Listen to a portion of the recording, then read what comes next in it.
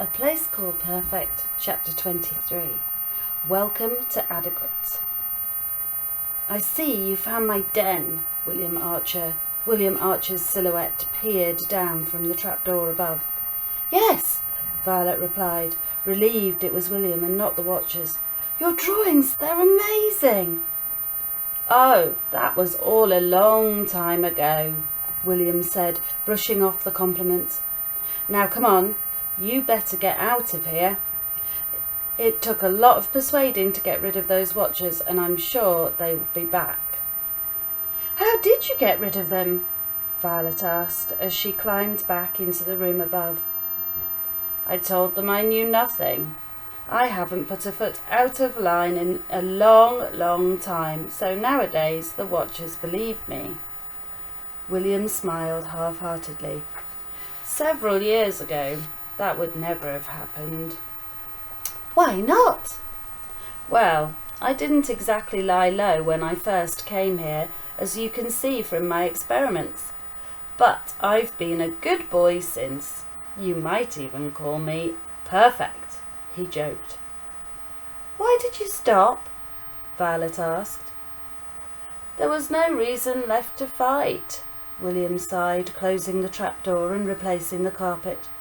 Now, you two better go.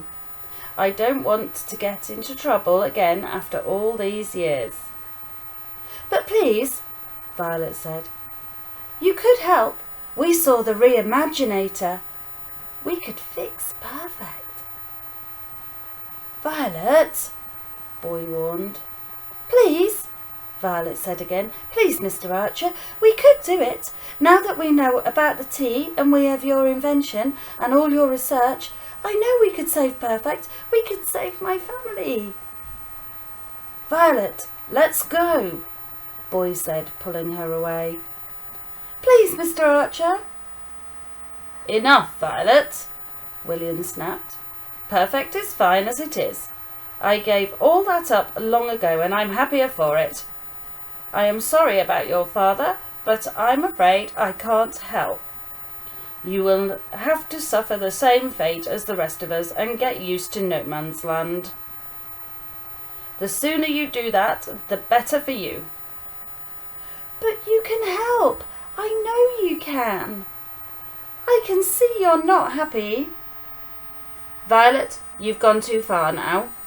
You don't know me at all. Please, both of you leave. I've helped you enough. He herded the pair across his shop and out the door, leaving them alone in the road. Violet was devastated. She'd thought William Archer would be nice. She'd thought he would be different. It was now mid-morning, and both were extremely tired as they found their way back through the market yard and along one of the lanes coming out halfway down Forgotten Road. The streets were empty, so the watchers weren't hard to spot as they patrolled no man's land, making sure everyone was inside. Boy knew all the hiding places, and they avoided getting caught, sometimes by the narrowest of margins. Quickly they scuttled along in silence, stopping outside a large stone building near the end of Forgotten Road. We're here, Boy said. Everyone will be going to bed now, so you can stay today, and tonight we'll figure out what to do next. Where are we? Violet asked sleepily, her eyes struggling to stay open. My home, Boy smiled. The orphanage. I'll sneak you in and you can sleep in the playroom.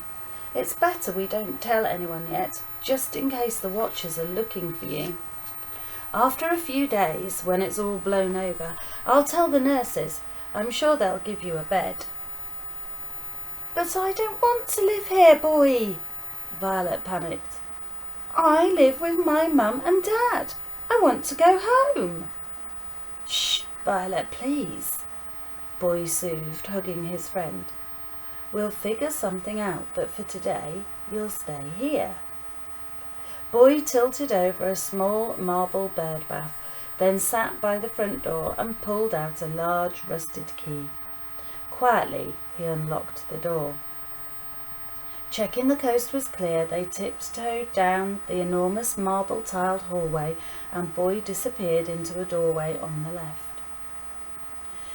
"In here," he whispered, his voice echoing in the silence. The room was sparse and cold. The ceiling seemed to stretch right up to the sky. The walls were covered in plain white wallpaper, which was torn away in places, revealing years of chipped paint. A rickety bookcase holding a tiny collection of aging books and a small box of broken and tattered toys rested in one corner, the only decoration in the lonely space. The room was huge and empty, and not anything like Violet's home, where she felt safe.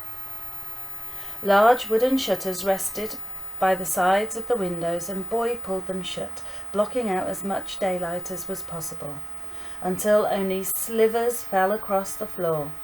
Then he left to get some blankets.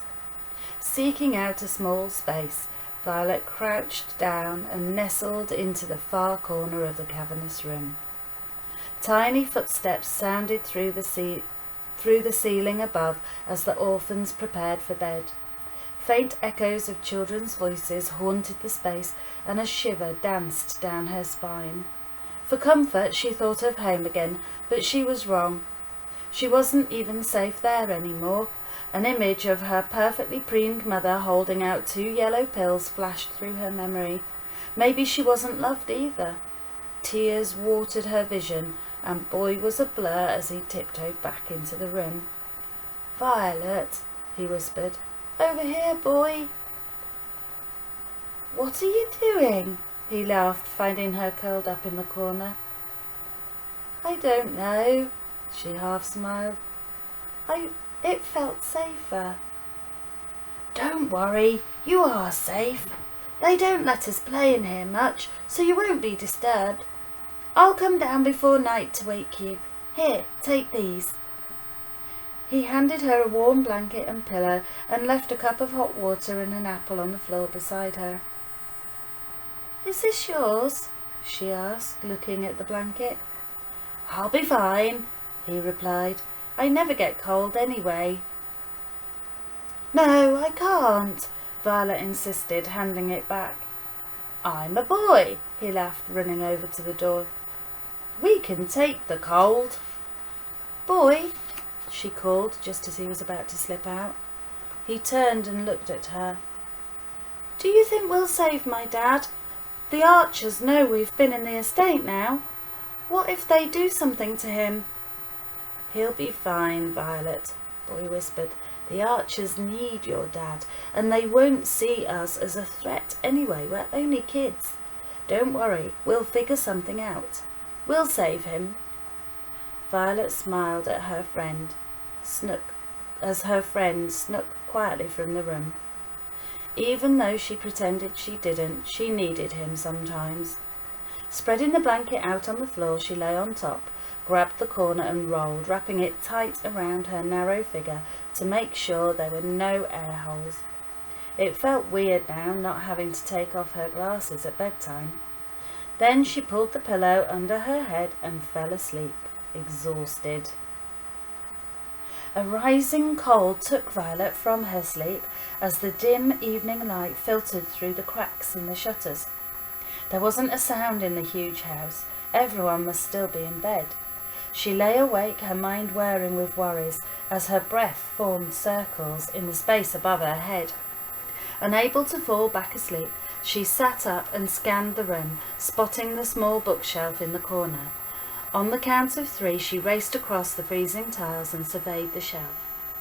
Most of the books were for young kids, and she had just picked one up when she noticed another tucked in behind it. This book was worn and tattered. It was called A History of Adequate, and a picture of what looked like Edward Street Imperfect rested proudly on the cover. She cradled it and raced back into the warmth of her blanket. Biting the apple Boy had left her, Violet opened the book. "Welcome to Adequate, our perfect little town." She flicked through the pages. Adequate was definitely perfect. Violet recognized the streets, the shops, even some of the faces. Just one thing was different. Nothing was perfect, inadequate. The town wasn't glossy. It was nice, lovely even, but it was normal. The people looked normal too, good normal, not shiny at all. She turned the page and her breath caught. There was a picture of a wedding scene. A beautiful young couple stood at the centre with their families either side. Behind them was the town hall in perfect. The caption read, "Macula Lashes and William Archer, son of Iris and the late Arnold Archer, residents of Adequate, surrounded by family on their wedding day." Boo! Violet leapt from her bed, dropping the book. "Gotcha!" Boy laughed. "Boy!" Violet snapped, catching her breath. "What if I'd screamed or something?" "Sorry." Boy looked a little ashamed. "But your face was hilarious." Violet forced a smile, sat down on the blanket and picked up the book. "I didn't know you could read," Boy teased. "Stop messing about, Boy," Violet said. "You have to see this. I think I know how we'll get William to help us." "No, Violet," Boy replied, suddenly serious. "He doesn't want to help us. I could see that yesterday. You can't force him. We'll find another way." "But I'm telling you he'll want to," Violet said, pushing the book under his nose. "Look!" "Is that William?" Boy said, running his finger over the picture. "On his wedding day? That's hilarious. Look at the faces on George and Edward. They don't seem too happy." "Oh yeah, I didn't see them. They look like they'd prefer to be anywhere else." Violet smiled. "But what about her?" she said, pointing to William's bride. "What about her?" "She's the woman I met." "Which woman? When did you meet her?" "When you were in that house in the ghost estate. The one I rescued you from." "I rescued you too, you know." "It's not a competition, Boy," Violet mocked. "Anyway, she was the woman in the room across the hall, the one I told you about. She's a bit older now, but it's definitely her." "Really? You're sure? What would she be doing there if she's William's wife?" "Well, how do I know? Maybe the Archers kidnapped her, but she wasn't locked in. She didn't want to leave the room. She said that there was nothing to leave for. William said the same in his house, remember? He said they took everything from him and that's why he won't fight. Maybe she's the everything they took." "That still doesn't mean he'll help us." "But when he finds out where she is, he'll want to rescue her," Violet said. "Then maybe he'll help us rescue Dad too. I think he just needs a little push to get brave again." "Get brave again? That's a good way of putting it. What happened to the scared Violet? I think she's turned into a monster," Boy joked. She elbowed Boy in the ribs and smiled, climbing up from the floor. "Come on, let's get William brave again." And that's the end of chapter 23.